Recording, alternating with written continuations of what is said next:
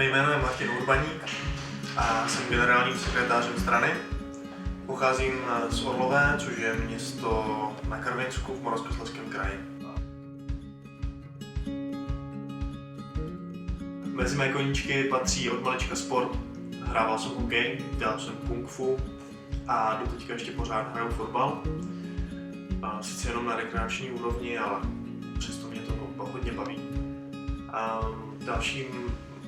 Dalším výplní mého volného času je třeba divadlo, nebo moderuju hospodský kvíz.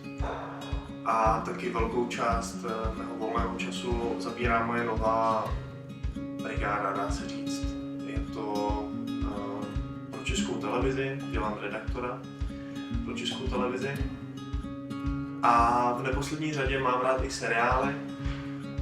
Mezi ty nejoblíbenější patří Hra o trůny, Black Sails, Vikingové, Black Mirror.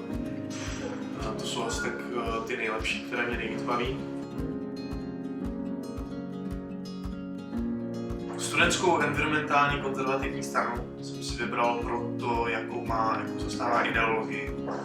Protože jako jedna z mála stran snoubí nebo všechny pro mě podstatné složky politiky a toho, jak by měla politika fungovat.